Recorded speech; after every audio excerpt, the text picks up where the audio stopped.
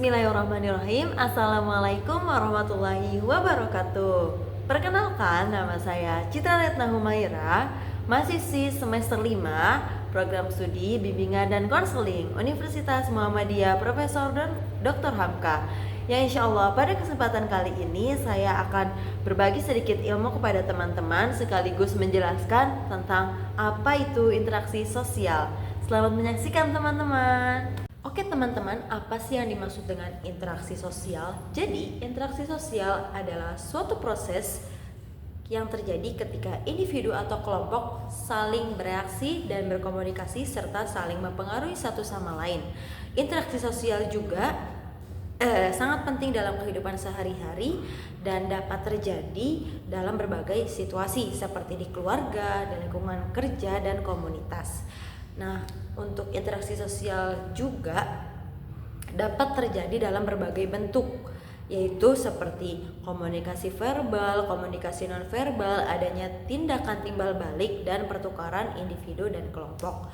Interaksi sosial juga sangat penting dalam bermasyarakat karena untuk bisa menjalin hubungan dengan baik, mencari keuntungan, dan mengembangkan pemikiran. Nah, untuk interaksi sosial ini juga terbagi menjadi dua jenis teman-teman. Yang pertama itu ada interaksi asosiatif dan yang kedua ada interaksi disosiatif.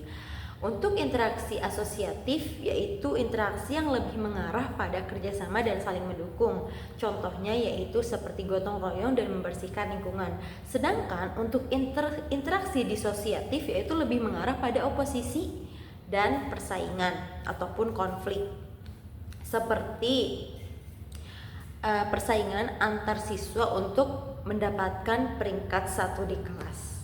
Oke teman-teman, untuk pembahasan selanjutnya yaitu bagaimana sih dasar berlangsungnya interaksi sosial. Jadi untuk dasar berlangsungnya interaksi sosial itu ada beberapa pola atau faktor yang terjadi ketika berlangsungnya interaksi sosial itu. Yang pertama itu ada faktor imitasi, yang kedua itu ada faktor sugesti, yang ketiga ada faktor identifikasi, dan yang keempat ada faktor simpati. Nah, untuk faktor imitasi itu adalah imitasi adalah dorongan untuk meniru orang lain. Yang kedua itu ada faktor sugesti, yang dimana sugesti ini adalah pengaruh dari orang lain tanpa berpikir rasional. Yang ketiga itu ada faktor identifikasi, yang dimana serupa dengan yang ditiru. Dan yang keempat itu ada faktor simpati, yaitu sikap merasa tertarik. Oke teman-teman, agar teman-teman semua lebih paham dengan penjelasan sebelumnya yang sudah saya jelaskan, di sini saya akan memberikan 1-2 video yang berkaitan dengan interaksi sosial yang saya beri judul tentang tren menormalisasikan bertato untuk melampiaskan rasa kecewa. Selamat menyaksikan videonya teman-teman. Enggak sih, saya sebenarnya nggak masalah ya nanti bakal banyak pertanyaan keluar dari anak saya, pastilah. Apalagi anak zaman sekarang tuh kritis kan memang dididiknya gitu kan. Saya nggak masalah sih, karena memang ini malu gitu kan.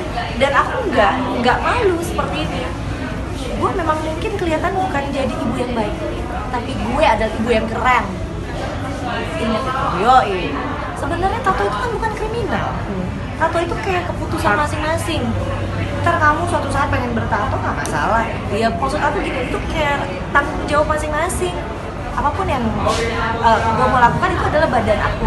Itu tanggung jawab aku. Karena benar susah, nggak bisa main sembarangan film. Karena apa? Karena tatonya banyak, jadi merepotkan gitu kan. Tapi itu ujung-ujungnya jadi kayak koreksi diri. Yang paling sedih tato yang mana di tubuhmu ini? Ini brutal ini. Mata sama air mata. Oke, salah satu yang brutal karena keguguran dan masalah hidup. Mata karena apa? Sama keguguran juga. Gimana sih kalau mata disuntik ya? Suntik. Sekali doang disuntik ya? Pakai suntikan vaksin kucing. Ditusuk terus Pakai dipencet tinta. sekali doang itu setahu gue ya? Heeh. Ada gangguan penglihatan? Gangguan pertama sempat buta sampai 1 minggu. 1 minggu nggak bisa lihat sama sekali? Enggak. Bengkak mata pun kayak gimana sih, kayak kita baru dioperasi gitu. Kamu nggak takut?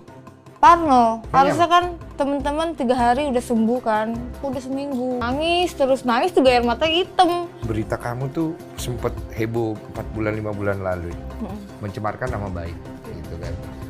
Oke teman-teman, setelah teman-teman melihat video yang sudah saya berikan, di sini saya akan menjelaskan tentang judul yang sudah saya berikan sebagai contoh, yaitu di mana tren menormalisasikan bertato untuk melampiaskan rasa kecewa. Seperti yang kita ketahui, di zaman sekarang adanya beberapa remaja ataupun orang dewasa yang sudah menormalisasikan bertato untuk melampiaskan rasa kecewanya, yang dimana tren itu sudah sangat lumrah dilakukan pada zaman sekarang, yaitu ketika mereka patah hati, sakit hati, ataupun merasa kecewa dalam hal lainnya, mereka menggambarkan badannya dengan gambar-gambar yang sesuai dengan keinginan mereka untuk melampiaskan rasa kecewanya tersebut.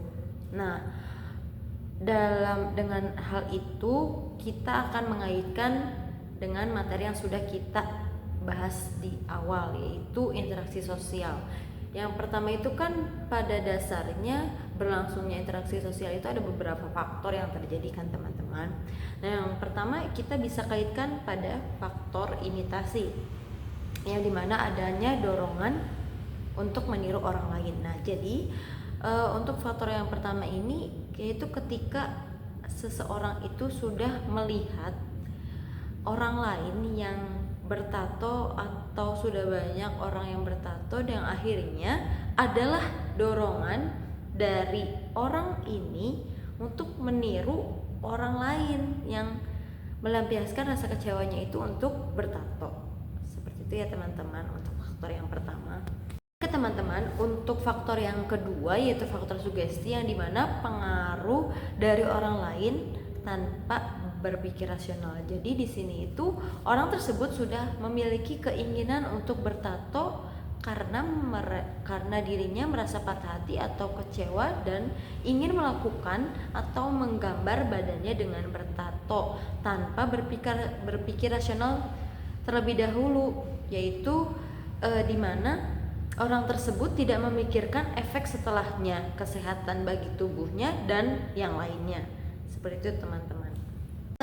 Untuk faktor yang ketiga yaitu faktor identifikasi, yang dimana serupa dengan yang ditiru, yang dimana orang tersebut sudah berniat untuk bertato dan sudah mencari tempatnya di mana, akan menggambar seperti apa tatonya, dan mempersiapkan hal-hal yang lainnya untuk bertato, untuk melampiaskan rasa kecewa yang dialaminya.